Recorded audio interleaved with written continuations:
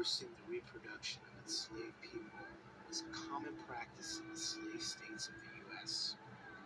The objective was to increase the number of slaves without incurring the cost of purchase, and to fill labor shortages caused by the abolishment of the Atlantic slave trade.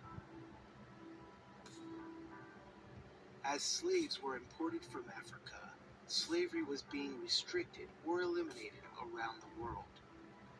The United States was undergoing a rapid expansion of cotton, sugarcane, and rice production in the Deep South and the West. The invention of the cotton gin enabled the profitable cultivation of short-staple cotton, which could be produced more widely than any other type of cotton. The slaves in these regions were managed much like farm animals. On large plantations, enslaved families were separated for different types of labor, ripping families apart without any emotional conscience of the well-being of the slave family. They were property to be worked just like mules and horses.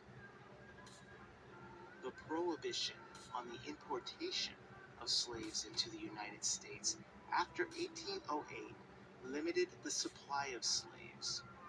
Slaveholders then looked at the fertility of the slave women as part of their productivity.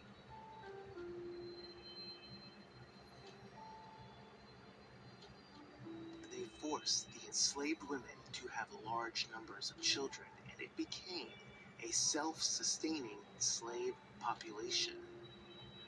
A breeding farm's function was to produce as many slaves as possible for the sale and distribution throughout the South to meet their needs. Two of the largest breeding farms were located in Richmond, Virginia, and the Maryland Eastern Shore. Thomas Jefferson was president at the time. He had no problem with slavery. He literally loved his slaves, failing to free even Sally Hemings' children, all 6 of them believed to be his, according to DNA evidence, until after his death. Slave breeding farms were also set up to increase the value of their slaves.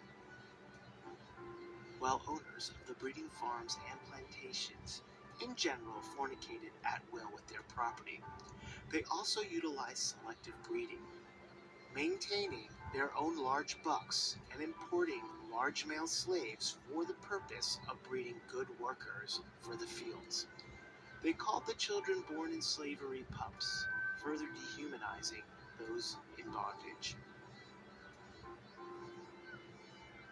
Breeders took a great interest in the fertility and expected multiple births from the women, or their value would be diminished.